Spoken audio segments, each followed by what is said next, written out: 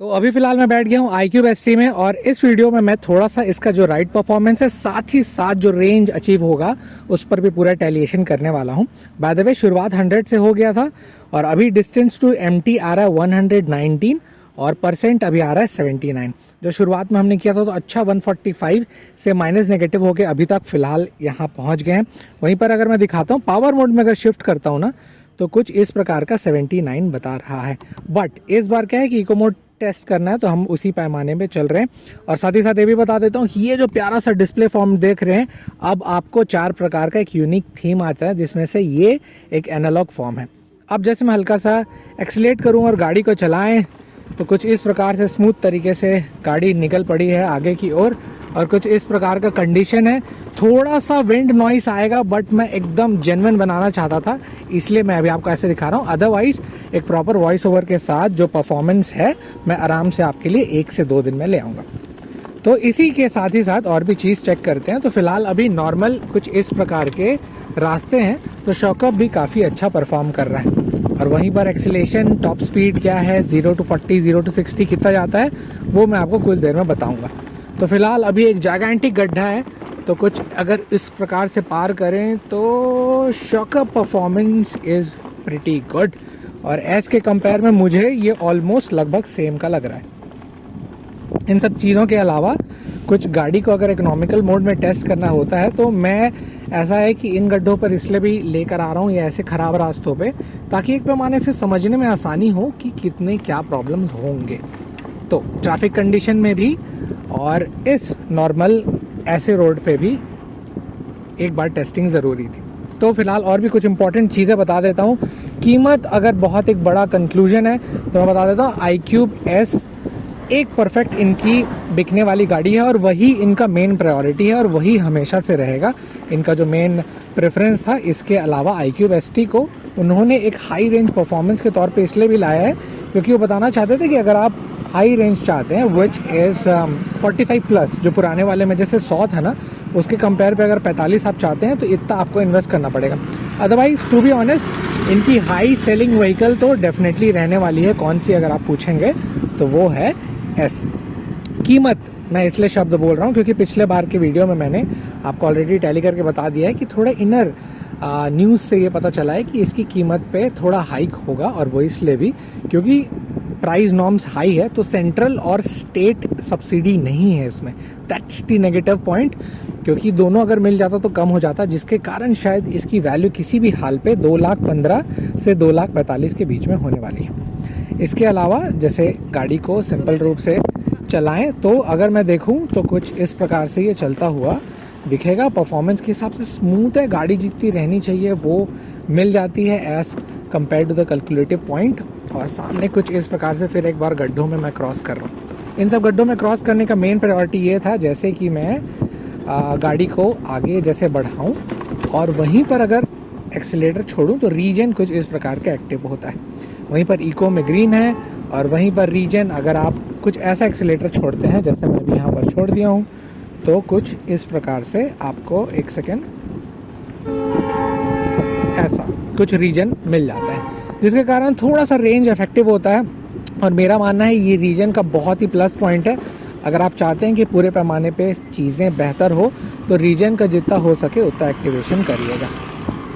हाँ, इसके अलावा 3 बैटरी के सेटअप इसमें है, नया डिस्प्ले फॉर्म है, टच स्क्रीन है। That is the beautiful part जिसके कारण शायद ये थोड़ा बहुत हाई रेंज पे चलेगा क्योंकि आप टच स्क्रीन प्रोवाइड कराते हैं, 3 बैटरी है, परफॉर्मेंस तो थोड़ा सा तो चीज़ें रहती हैं। इनर जो न्यूज़ है उसके साथ ये भी बता देता हूँ कि आने वाले समय पे इस पे कीलेस एंट्री भी आने वाली है। कीलेस एंट्री मतलब इन सिंपल शॉट जैसे अभी एक्टिवा में आ रहा है वैसे अब आपको इसमें मिल जाएगा। और थोड़ा बहुत रेलवे नॉइस है क्योंकि ट्रैक के बगल में मैं चल रहा हूँ तो इग्नोर मारिएगा क्योंकि मेन कंटेंट वॉइस पे है तो उस पर पूरा ध्यान। और कुछ इस प्रकार से ट्रेन के ट्रैक के साथ बगल में चलते हुए हम आगे बढ़ रहे हैं। तो हाँ, ये सब चीज़ें हो गई। अब परफॉर्मेंस में शॉकअप तो मैं बता दिया। एक हाई एक्सीलेशन पे जब मैं एक्सीलेट करूँ तो काफ़ी अच्छा तेज़ी से उठाता है। और अभी तो बहुत लंबा सफ़र है पर एक ग्लेंस पे ये वीडियो मेरा बनाने का ये था कि एक पैमाने पे क्लियर हो जाए कि क्या क्या चीज़ें कन्फ्यूजन है। अब थोड़ा सा और भी परफॉर्मेंस चेक करते हैं। एक बार मैं गाड़ी मोड़ लेता हूँ और एट लास्ट जब ये पूरी तरीके से ख़त्म हो जाएगा तो मैं आपको पूरा बताता हूँ कि इसमें एक्चुअली कितना रेंज मैंने अचीव किया है।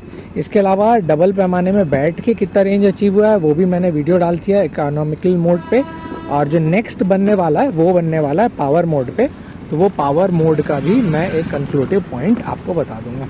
फिलहाल इस बार क्या था कि पूरे रूप से हमारा प्लान था कि हम टेस्टिंग करें व्हाट वी से दिस इकोनॉमिकल मोड का, इसलिए सिर्फ इको में कर रहे हैं, अदरवाइज चीज़ें जल्दी होगी। अब और कन्फ्यूजन भी था बहुत सारे लोग को, तो साथ ही साथ चलते चलते मैं बता देता हूँ।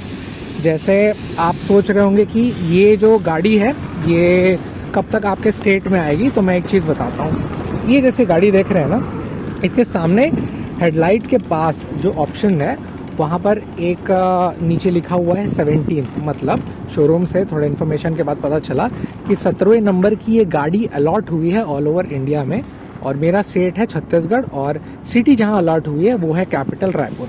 तो ऑफ कोर्स बहुत ही कम यूनिट बना है, तो जितने भी यूनिट है सबसे पहले स्टेट के कैपिटल में आएगी। हाँ, जैसे महाराष्ट्र जैसी बड़ी गाड़ी है तो उसमें अभी तक के इन्फॉर्मेशन के अलावा 8 या 9 यूनिट एक मुंबई में भी है, एक पुणे में भी है। तो उस सब चीज़ों को अगर छोटे स्टेट के बारे में बात करें तो एक स्टेट पे सिर्फ एक है, जिसमें से एक अभी मैं चला रहा हूँ। तो आपके स्टेट में भी जल्दी आएगा, और अगर आप कैपिटल में नहीं रहते हैं तो थोड़ा बहुत तो समय लगेगा। जनवरी एंडिंग से मुझे उम्मीद है उसके पहले एक्स शोरूम अलॉट हो जाएगा। अब एक्स शोरूम जब अलॉट होगा तो गाड़ी आपके लिए तैयार होकर रेडी हो जाएगी, जिसमें कीमत एनी हाउ 2 लाख के पार होने वाला है, तो उसके लिए प्लीज़ बी प्रिपेयर। अब मैं एक चीज़ और बताता हूँ कि ये रहा एक सिंपल 0 पे, और अगर मैं एक्सीलेट करूँ तो कितना पावरफुल ये जाएगा उसको एक बार देख लेते हैं। तो 1 2 एंड गो।